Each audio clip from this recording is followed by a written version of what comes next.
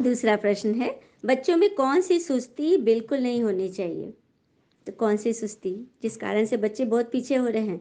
तो मुरली सुनने में सुस्ती, कई लोगों को तो मुरली सुनते भी नहीं जम्हाई आती है, मतलब कि बिल्कुल ध्यान नहीं है, लेकिन एक नियम प्रमाण करना चाहते हैं, तो वैसे बच्चे क्या पढ़ाई पढ़ेंगे? और मुरली मिस तो कभी नहीं करनी है। मुरली मिस किया मतलब माया का आह्वान किया। जैसे हम बाबा कहते हैं कल का वरदान क्या था, सर्व शक्तियों को समय प्रमाण यूज करने वाले मास्टर सर्वशक्तिवान बनते हैं। तो अब शक्तियों का आह्वान कैसे करेंगे?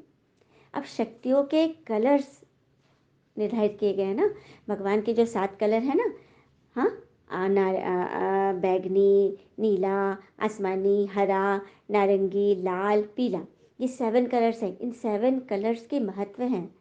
7 कलर्स ना गुणों से भरपूर है। बैगनी कलर है सरलता का प्रतीक, हाँ, और हमारे कामना के विकार खत्म होते हैं इससे। नीला रंग है ज्ञान का प्रतीक, इससे हमारी बुद्धि में ज्ञान भरता, हम आनंद से भरपूर हो जाते हैं। तीसरा है आसमानी, आसमानी रंग शांति का प्रतीक है और ये दैवी गुण गंभीरता लाता है। चौथा है हरा रंग, हरा रंग प्रेम का प्रतीक है और ये दैवी गुण मधुरता से हमें भरता है। फिर पांचवा है पीला रंग, पीला रंग हमारे जीवन में प्रसन्नता लाता है, पवित्रता को धारण करता है। और नारंगी है धैर्यता का प्रतीक, जो हमारे जीवन में मतलब आलस अलबेलापन को खत्म करता है। उसके बाद है लाल रंग, है शक्ति का प्रतीक, जो हमारे भय और जो हम क्या क्यों कैसे करते हैं ना, उनको खत्म करता है, निर्माणता का प्रतीक है। तो इस तरह से हम 7 कलर्स के महत्व को जानते हैं। 7 कलर थेरेपी है, इससे हम अपनी आत्मा को भर सकते हैं और उस शक्ति का आह्वान कर सकते हैं जो कि हमें उस एग्जैक्ट मोमेंट में चाहिए। जैसे कि हमें चाहिए सहनशीलता का गुण और हमने बुला लिया समाने की शक्ति या सामना करने की शक्ति, तो उल्टा हो गया ना। कोई व्यक्ति बाहर जा रहा है और उसको उस समय चोर लुटेरे मतलब हमला कर रहे हैं, उस वक्त उसको सामना करने की शक्ति चाहिए, लेकिन उसने आह्वान किया सहनशीलता का, तो ये भी तो गड़बड़ है। हाँ, जहाँ पे हमें फ्रंट पर आना है उन शक्तियों का आह्वान करो। तो इस तरह से ना हम मुरली सुनेंगे ना, सुस्ती करेंगे तो जो बाबा ने पढ़ाया हम सब भूल जाएंगे, हमें याद ही नहीं रहेगा कि हमको क्या करना है। तो अलर्ट रहें, सुस्ती नहीं करनी है और मुरली मिस तो बिल्कुल भी नहीं करनी है। और शांति, पापा कह रहे हैं सत्संगों में गुरु पढ़ाते हैं, हाँ, सत्संगों जो गुरु होते हैं वो अपने शिष्य को क्या कहते हैं, फॉलोवर्स कहते हैं। और विद्वान आदि या कोई बुजुर्ग माता या पुरुष जब किसी को सुना रहे हैं तो किसी को बच्चे बच्चे नहीं कहेंगे, हाँ, किसी को कुछ बात समझा रहे हैं, जो ऐसे भी जो संत महात्मा लोग जो कार्य विभाग में भी जो लोग होते हैं जो सबको अच्छी अच्छी बातें बताते हैं, वो भी किसी को बच्चे नहीं कहेंगे, क्योंकि बच्चे कहने की हिम्मत किसी में नहीं है सिवाय हमारे पिता परमात्मा के, क्योंकि आत्मा के पिता तो वही है ना, सभी आत्माओं के पिता वही है, इसीलिए बच्चे कहने का हक सिर्फ उन्हीं को है ना, एक मेन पॉइंट। और बच्चा कहने से एक और बात क्लियर होती है, बच्चा कहने से ना फैमिली का शो होता है कि हम उनके फैमिली के हैं, जो सिर्फ भगवान ही कर सकते हैं, बाबा ही कर सकते हैं। सन्यासी आदि को तो फैमिली क्या पता ही नहीं होता, वो लोग थोड़ी ना फैमिली के होते हैं कि वो बच्चे कहें किसी को, वो तो निवृत्ति मार्ग वाले फैमिली को तो छोड़ दिए, हट हट योग करके घर बार ही त्याग कर दिए, तो बच्चे कैसे कहेंगे वे लोग। फिर दूसरी पॉइंट बाबा बोलते हैं, बाबा हमें बैठ समझाते हैं कि हमारा घर कौन सा है।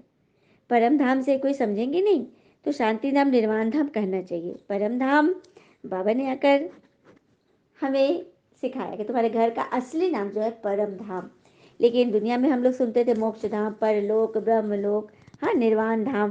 तो बाबा कह रहे हैं ना ऐसे करके तुमको समझाओ कि हमारा रियल घर है हम आत्माओं का परम धाम निर्वाण धाम।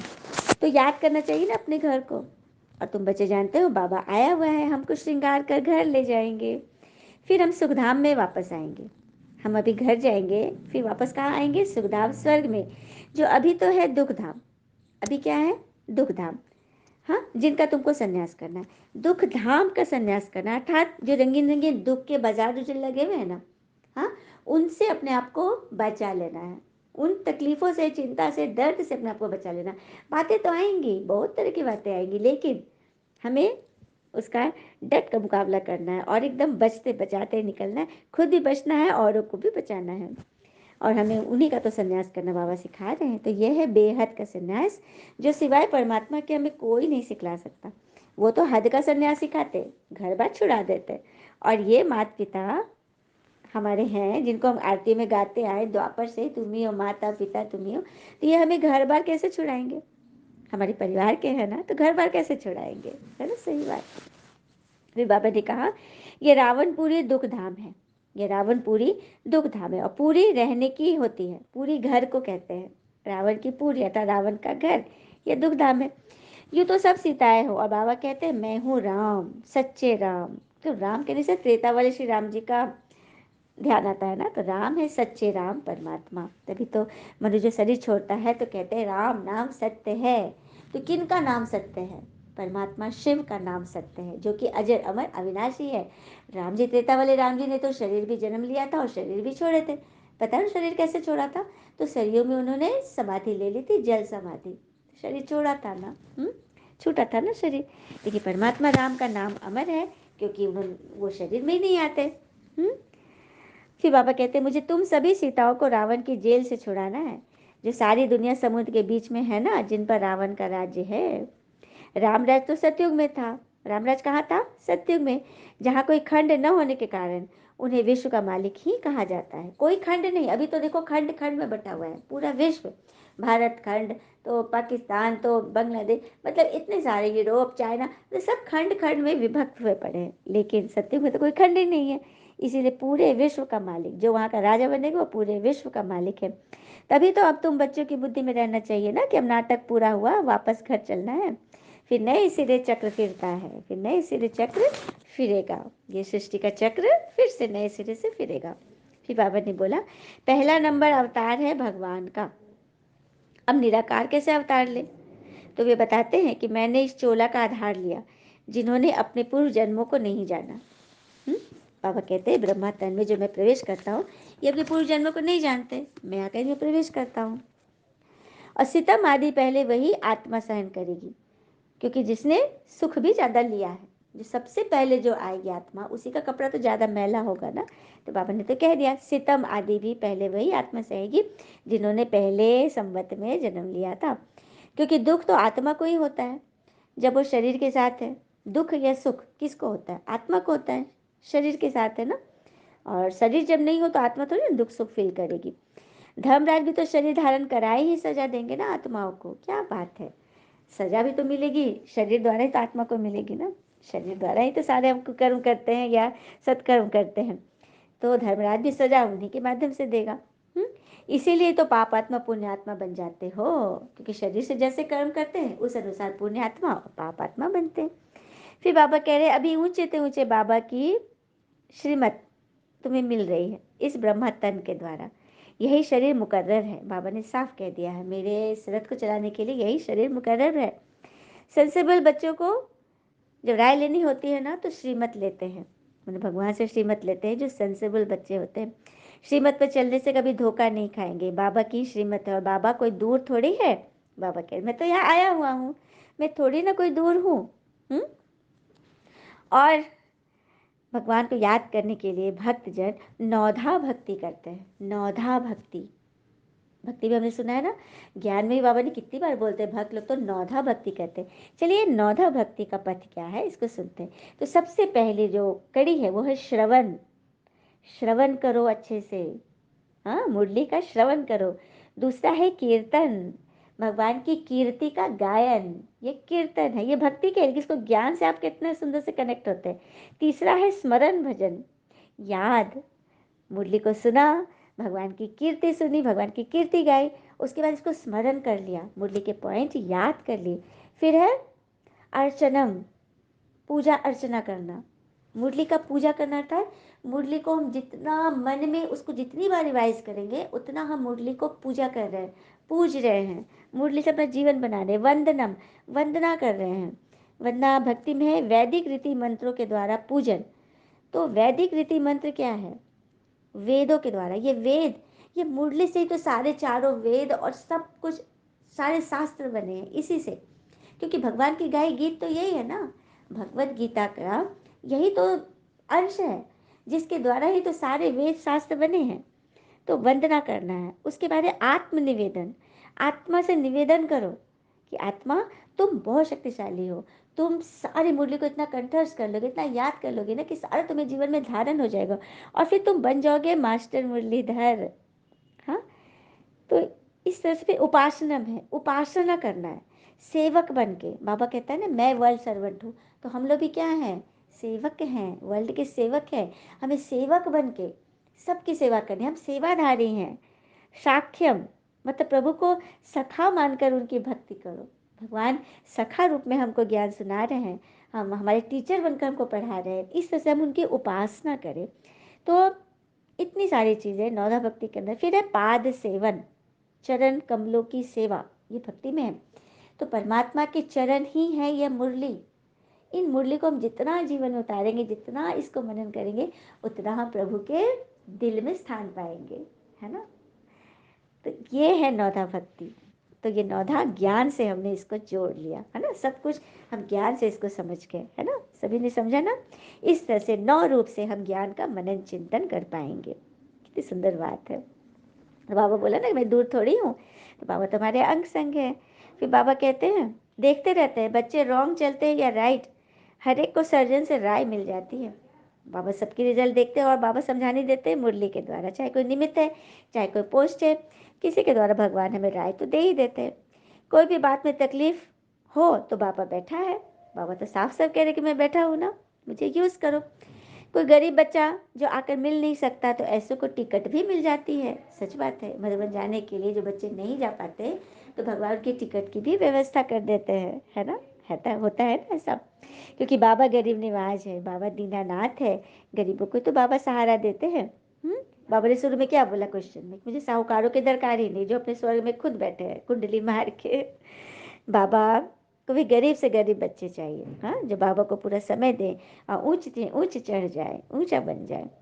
परमपति तो यह वर्षा ले न सके, जो खुद ही एकदम ऐशो आराम में है, वो क्यों आएंगे इधर तपस्या के मार्ग पे, अर्पण ही नहीं कर सकेंगे वो, क्योंकि खुद को अर्पण नहीं करेंगे तो फिर बाबा तो लेगा नहीं।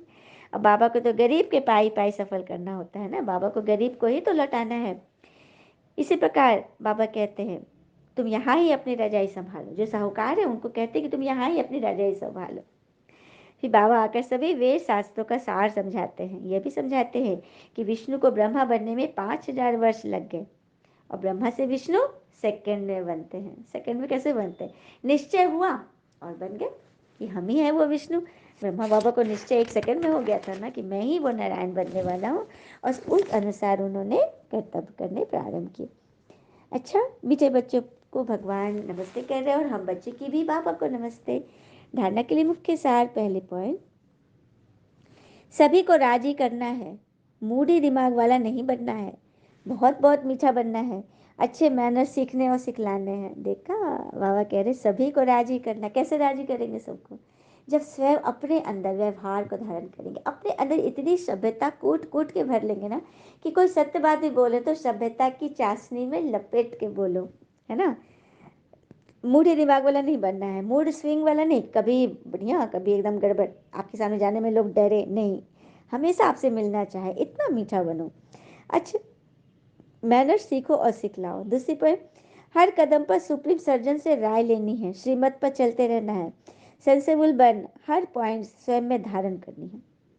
सुप्रीम सर्जन से हमेशा राय लेनी है, बिना राय लिए कोई काम नहीं करना। हाँ, बाबा से योग करके निमित्त से पूछकर अपने काम बनाने हैं। हाँ, श्रीमत पर चलते रहना है, सेंसिबल बन हर पॉइंट्स को पहले स्वयं में धारण करना है, उसके बाद कराना। वरदान है त्रिकालदर्शी स्थिति में ड्रामा के हर समय के पार्ट को देखने वाले मास्टर नॉलेजफुल बनो।